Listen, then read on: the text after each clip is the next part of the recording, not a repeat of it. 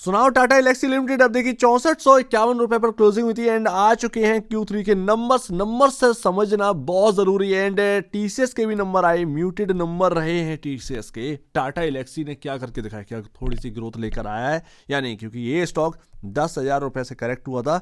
And में आपको बता दूं, टाटा एलेक्सी से अनुमान लग जाएगा छोटी कंपनियों का जो कि आईटी में आती हैं। तो अगर आपके पास टाटा एलेक्सी के अलावा कोई मिड कैप या स्मॉल कैप कंपनी डली हुई है, उसका स्टॉक डला हुआ है आईटी का, तो आपको उसका अनुमान लग जाएगा। एंड सिर्फ इतना ही नहीं, टाटा एलेक्सी, टाटा टेक्नोलॉजीज, इनका ऑलमोस्ट सेम वर्क है। टाटा टेक्नोलॉजीज का भी आपको समझ में आ जाएगा, केपीआईटी टेक्नोलॉजीज का भी समझ में आ जाएगा। तो हम देखते हैं टाटा एलेक्सी ने क्या करके दिखाया है।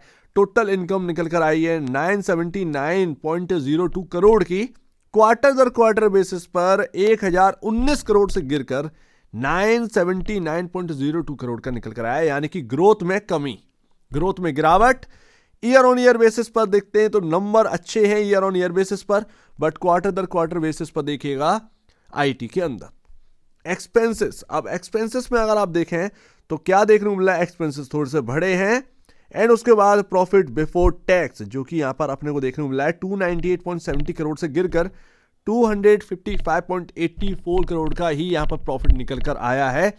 एंड यहां पर ग्रोथ में गिरावट देखने को मिली है प्रॉफिट बिफोर टैक्स क्वार्टर दर क्वार्टर बेसिस पर। ईयर ऑन ईयर बेसिस पर भी यहां पर गिरावट देखने को मिली है प्रॉफिट बिफोर टैक्स, यानी कि अर्निंग पर शेयर में अच्छी खासी तंगड़ी गिरावट हमें देखने को मिल रही है। ग्रोथ के नाम पर कुछ नहीं है इस ग्रोथ के स्टॉक के अंदर। यहां पर अगर आप प्रॉफिटेबिलिटी के अनुमान लगाएं तो टैक्स वैक्स कटने के बाद यहां पर 199 करोड़ रुपए का प्रॉफिट निकलता है 229.43 के अगेंस्ट, यानी कि profit before tax profit after tax same ही देखने को मिल रहे हैं। क्वार्टर दर क्वार्टर बेसिस पर ग्रोथ में गिरावट देखने को मिली है। ईयर ऑन ईयर बेसिस पर भी ग्रोथ में गिरावट देखने को मिली है नेट प्रॉफिट के अंदर, यानी कि अर्निंग पर शेयर बुरी तरीके से यहां पर और भी गिरा है इतना ज्यादा स्टॉक गिरने के बाद, जो कि हमें ये देखने को मिलता है। 31.95 का ईपीएस निकल गया, सॉरी उसके ऊपर राइट हो गया, 31.95 का ईपीएस निकल कर आया 36.84 की जगह, यानी कि अब एक समझ में आएगा कि पी रेशियो में शायद हो सकता है कि पी रेशियो में बढ़ोतरी हो गई हो घटने की जगह। समझ रहे हैं ना, बढ़ोतरी हो गई हो पी रेशियो, थोड़ा सा महंगा हो गया हो ये स्टॉक है इन रिजल्ट्स के बाद, कम होने की, थोड़ा सस्ता होने की वजह। तो वैल्यूएशन कहीं ना कहीं अभी भी स्टिल कह रही है ये बात कि भैया हम अभी भी महंगे हैं। एंड सेगमेंट वाइज रेवेन्यू अगर हम देखें, रिजल्ट देखें तो क्या समझ में आता है, तो भैया यहाँ पर सॉफ्टवेयर डेवलपमेंट एंड सर्विसेज में क्वार्टर दर क्वार्टर बेसिस पर गिरावट है 927.17 करोड़ से घटकर 918.67 करोड़ का निकल कर आया है। क्वार्टर दर क्वार्टर बेसिस पर गिरावट है software development and services segment के अंदर। System integration and support services में यहाँ पर क्या देखने को मिला, अच्छी खासी यहाँ पर तंगड़ी गिरावट देखने को मिली है। यही वो जगह है जो कि ज्यादा यहाँ पर गिरावट देखने को मिली है। 27.91 करोड़ के अगेंस्ट 20.49 करोड़ का यहाँ पर निकल कर आया है। खैर इसका कोई बहुत बड़ा यहाँ पर जो ना काम भी नहीं है, लेकिन जितना भी है तब भी एक यहाँ पर ना एक कॉन्ट्रीब्यूट तो करता ही है। तो ये है हाल फिलहाल में system integration and support services में ज्यादा गिरावट है, बट उसका वेटेज बहुत कम है। जो सबसे ज्यादा वेटेज है सॉफ्टवेयर डेवलपमेंट एंड सर्विसेज में, उसमें यहाँ पर ग्रोथ के नाम पर अभी भी कुछ देखने को नहीं मिल रहा है। स्टॉक 4,000 रुपए हल्का हो चुका है बहुत पहले ही। तो यहाँ पर इस कंपनी के नंबर आने के बाद, टाटा एलेक्सी के बाद, यहाँ पर हमने देखा कि भैया केपीआईटी टेक्नोलॉजीज, उस पर थोड़ा सा यहाँ पर डाउट है कि उसके नंबर्स कैसे आएंगे, टाटा टेक्नोलॉजीज के नंबर्स कैसे आएंगे। एंड आप छोटी कंपनियों के नंबर्स भी यहाँ पर जो है ना एक अनुमान लगा सकते हैं कैसे आएंगे। हालांकि हर कंपनी एक अलग है एंड अपने हिसाब से काम कर रही है, बट एक अनुमान यही है Q3 किसी भी आईटी कंपनी के लिए शायद अच्छा ना हो।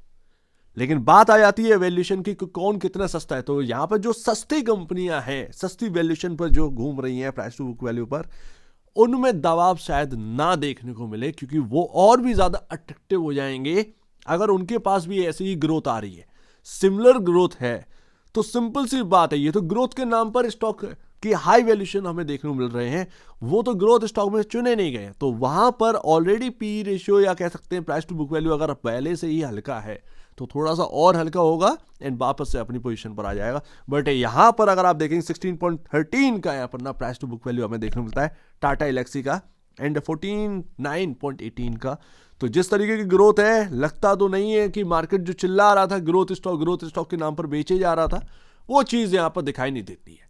तो यहाँ पर कुल अनुमान लग गया है ऑलमोस्ट कि शायद किसी भी आईटी कंपनी के अच्छे नंबर ना आए Q3 के, ये एक अनुमान है। लेकिन अगर कोई आउट परफॉर्म कर जाए तो उस पर नजर रखिएगा भाई।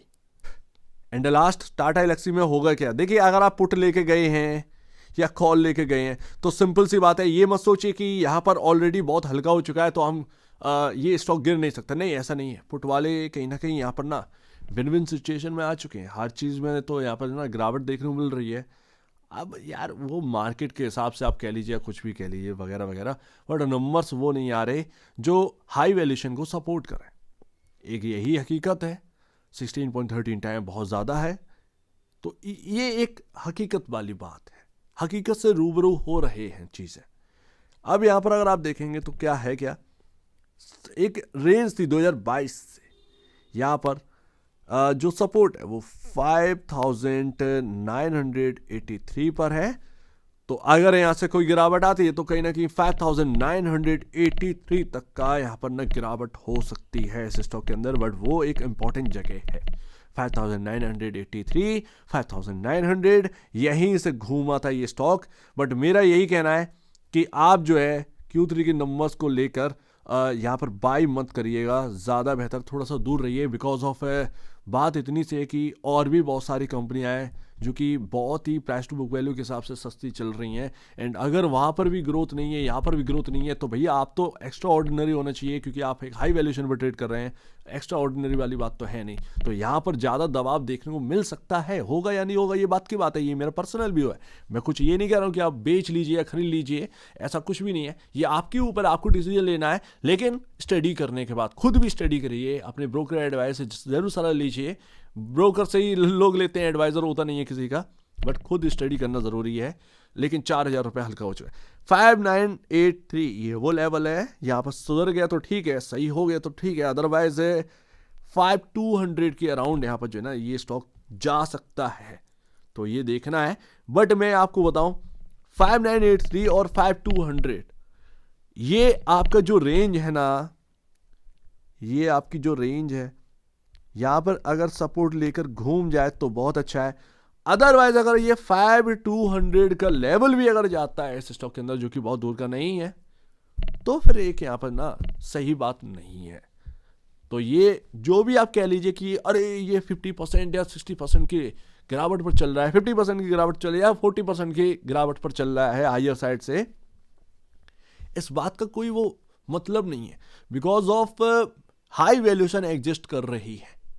क्या देखकर आप हाई वैल्यूएशन पर एग्जिस्ट कर रहे थे, बात यहां पर आ जाती है। सो उम्मीद है काफी कुछ आपको समझ में आया होगा। एक बार निवेश से पहले या बेच से पहले अपने ब्रोकर एडवाइस से जरूर सलाह लीजिए। खुद की स्टडी करेगा, उससे बेहतर कुछ भी नहीं। खुद की स्टडी मस्ट है। तो आप दीजिए वीडियो देखने के लिए बहुत धन्यवाद दोस्तों।